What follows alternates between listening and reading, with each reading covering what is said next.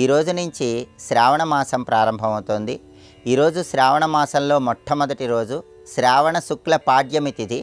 ఈ సందర్భంగా భవిష్య పురాణంలో చెప్పబడిన పరమావ్రతాన్ని, నారద పురాణంలో చెప్పబడిన రోటక వ్రతాన్ని ఆచరిస్తే ఎలాంటి శుభ ఫలితాలు చేకూరతాయో పరిశీలిద్దాం.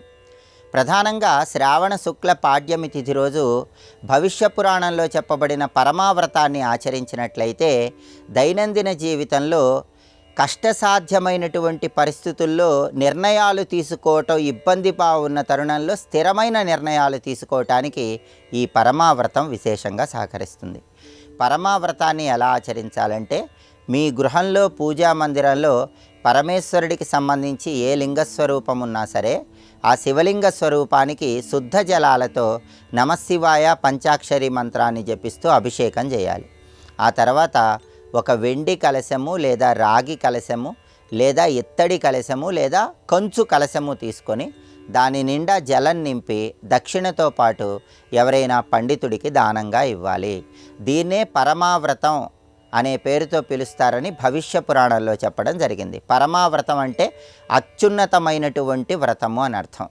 ఇలా పరమావ్రతాన్ని ఆచరించడం ద్వారా జీవితంలో సందిగ్ధ పరిస్థితులు ఎదుర్కొంటున్న తరుణంలో స్థిరమైన నిర్ణయాలు తీసుకోవటానికి, ఆ నిర్ణయాల వల్ల అనుకూల ఫలితాలు అందిపుచ్చుకోవటానికి ఈ వ్రతం విశేషంగా సహకరిస్తుంది.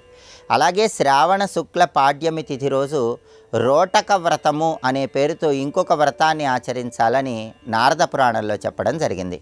రోటక వ్రతము అంటే ఏంటంటే, గృహంలో పూజా మందిరంలో ఉన్నటువంటి పరమేశ్వరుడి చిత్రపటానికి మారేడు దళాలతో, తులసి దళాలతో, కలువ పుష్పాలతో, పద్మ పుష్పాలతో, గన్నేరు పూలతో, జిల్లేడు పూలతో, ఈ ఋతువులో లభించేటటువంటి రకరకాల పుష్పాలతో పూజ చేస్తూ ఓం నమశివాయ అనే మంత్రాన్ని జపించుకోవాలి. అలా పరమేశ్వరుణ్ణి పూజించిన తర్వాత ద్రాక్ష పళ్ళు, అరటి పళ్ళు, నేరేడు పళ్ళు, ఈ ఋతువుల్లో లభించే పండ్లు ఇటువంటివి నైవేద్యంగా సమర్పించాలి. దానితో పాటుగా పరమేశ్వరుడికి 5 రోటకములు నైవేద్యంగా సమర్పించాలి. రోటకము అంటే అర్థం ఏంటంటే, బియ్యం పిండితో కానీ గోధుమ పిండితో కానీ చేసిన రొట్టెలను రోటకములు అనే పేరుతో పిలుస్తారు.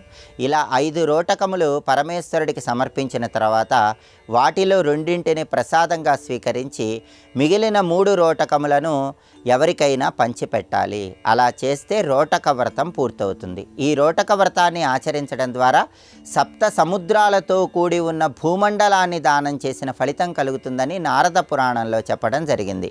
ఈ రోటక వ్రతాన్ని ఆచరించడం ద్వారా కుటుంబంలో సభ్యులందరూ ఆయురారోగ్య అష్టైశ్వర్యాలను సిద్ధింపజేసుకోవచ్చు. కాబట్టి శ్రావణ మాసం మొట్టమొదటి రోజు శ్రావణ శుక్ల పాడ్యమి భవిష్య పురాణంలో నారద పురాణంలో చెప్పబడినటువంటి పరమావ్రతము, రోటక వ్రతము, ఈ 2 వ్రతాలు ఆచరించి శివానుగ్రహానికి పాత్రులై సమస్త శుభ ఫలితాలను సిద్ధింపజేసుకోండి.